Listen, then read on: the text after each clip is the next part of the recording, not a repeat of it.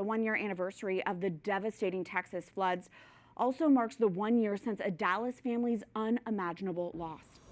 Brooke and Blair Harber, a pair of sisters aged 13 and 11, were two of the young victims of the 2025 Central Texas floods.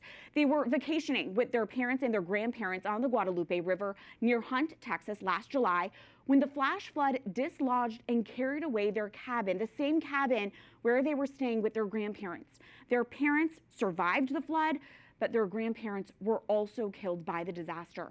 According to the family's own GoFundMe page, at the time of their deaths, the young Catholic girls were found with their rosaries and with their hands locked together. And their last message, a text sent to their parents at 3:30 a.m. simply saying, "I love you." When the news first broke last year, EWTN News In Depth spoke with the family's Dallas pastor, who shared how the Harber girls' parents were doing after suddenly losing both their children and a pair of parents. The Harbers are day by day, moment by moment. They are an amazingly strong family of faith, the Catholic faith. For them is the air they breathe. It's their daily strength, and it's proven itself strong this week. But it is day by day, moment by moment. In the wake of the tragedy, the family's GoFundMe page also claimed that 13-year-old Blair had a conversation about God and heaven with her aunt just 2 weeks prior to the flood. And joining us now from their home in Texas are RJ and Annie Harber, the parents of Blair and Brooke. Annie and RJ, we are humbled to have you join us.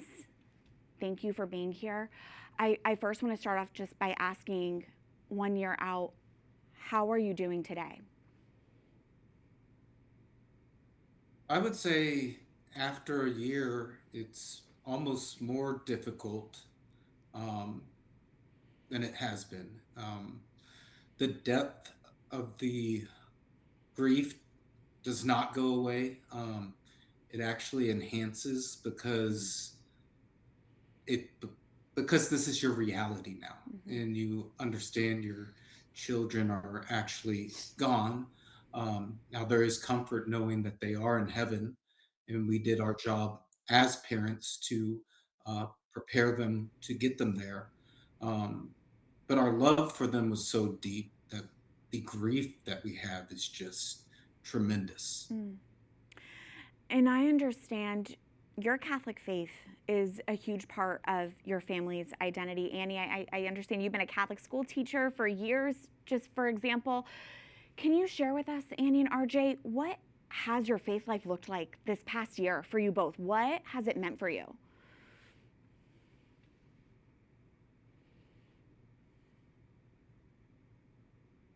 I think, I grew up Catholic, going to Catholic schools. That was something really important to us to instill the Catholic faith and values in our girls.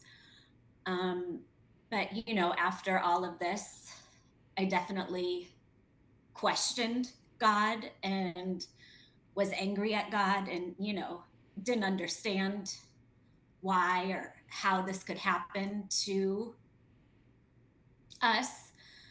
But, we have leaned on each other and our faith to get us up every morning. I think for me, truly, when I wake up, I tell myself I'm one day closer to seeing the girls because we know they're in heaven, and our goal is to ultimately get there. So we have to continue to live by the Catholic faith and our values that we taught the girls. To add to that, I think we're still alive because of our faith. God can accept anger, but he can also help us carry this cross. And the church has rallied around us. The St. Rita community, the whole Catholic community in Dallas has been instrumental in supporting us. We found the girls on Saturday, July 5th, and we went to Mass Sunday, July 6th. It was probably the most difficult thing I've ever done. But that's because we want to follow the commandments, and obey the Sabbath is one of those. So we've leaned heavily on our Catholic faith. Father Raphael from Herville has now become a dear friend of ours, and his support has just been incredible. So the whole Catholic community, and just our belief in God and him helping us carry this cross, has brought us to this point today.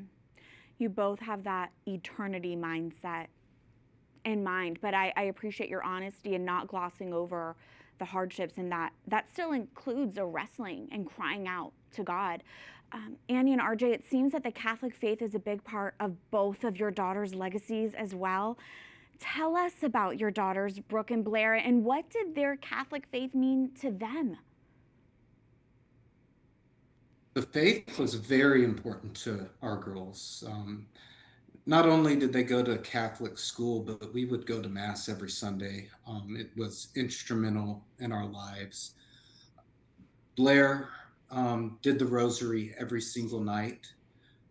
2 weeks before this happened, her rosary beads broke, and she asked to borrow mine, which I received when I converted to the Catholic faith, and took those down to the river with her. Wow. So we know that she died with those beads in her hands, and with Mary and God protecting her in those last moments. And same with Brooke, just the most, our girls were altar servers. They were involved in the faith. We prayed every single night, and we still pray with them every single night. And to have a devotion to Our Lady like that, that is such a beautiful witness. Thank you for sharing that. You know, last year we spoke with the pastor at St. Rita's Catholic Community, Father Joshua Whitfield, in the immediate aftermath of the Texas floods. You've mentioned some already, but I just wanted to give you another opportunity as well to talk about how your parish community has wrapped themselves around you and rallied around you. Yeah, I mean, without the St. Rita Catholic community, I don't think, without them, family, friends, we would be here. They just truly embraced us, took care of us when we, couldn't. Father Josh would come over to our home, pray with us. It's a true testament of how unbelievable the St. Rita community is, and we're just so blessed and thankful that we are part of it and they are part of our family. RJ, in addition to the loss of your daughters a year ago, you lost your parents, Mike and Charlene Harber, as well. I just want to give you an opportunity to honor your parents' lives and to tell us about them. My mother loved to entertain. She always wanted family around. I think our daughters were her greatest joy. They would go to every single sporting event. They would go to every single play, school function. They were their only grandchildren, so they just doted on them.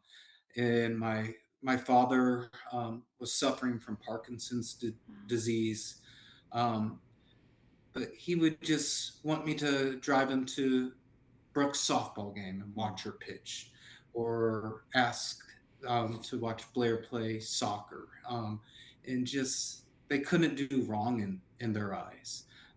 They were great parents. We find solace in the fact that they're watching over our girls in heaven, and are just thankful that they're there with them now. What a strong love and a strong bond between those generations. In this past year, you have created the Blair and Brooke Harber Beloved Sisters Fund tell us about this. What is your hope for this fund specifically, and how is it already benefiting others? It's specifically designed for Catholic after-school activities, Catholic after-school education, Catholic sports, and so far, some of the greatest things we've done is both Blair and Brooke played lacrosse, and there is a large barrier to entry into lacrosse. So we've been able to get um, hundreds of sticks donated, hundreds of goggles donated, and have allowed girls to come and try lacrosse for the first time who would otherwise never try it. And this February, we hosted an event, and over 200 girls came out and tried the sport for the first time. So these kindergarteners, first graders, second graders are looking up to our girls and carrying their life forward. And I just think that's a beautiful thing to see. Carrying their light forward, and that's just the beginning of their legacy.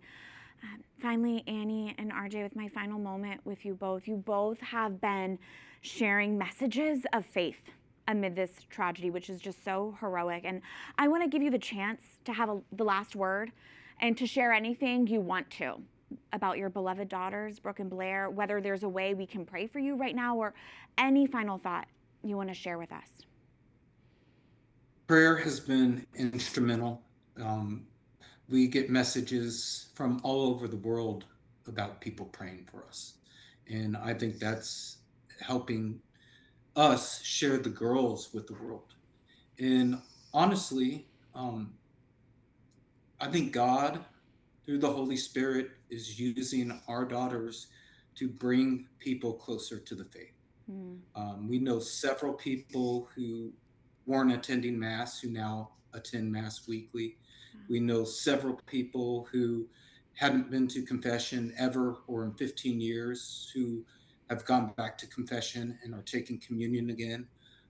We've received just messages about people converting to the Catholic faith because of Brooke and Blair. So their work is not done in this world. It's only beginning. I mean, I will say I personally have been edified by your daughter's witness, by both of your witnesses of faith and trust. Please be assured of our team's continued prayers for your family and for the prayers from our viewers as well. Annie and RJ Harber, thank you so much for your time and for sharing your daughter's legacies with us. Thank you. Thank you. Thank you. And if you would like to know how you can honor the memory of Blair and Brooke Harber, go to blairandbrooke.org to learn about the fund that's been set up in their names through the Catholic Foundation of Texas. The fund supports flood and disaster relief as well as Catholic primary school education. May the memory of Blair and Brooke Harber be a blessing.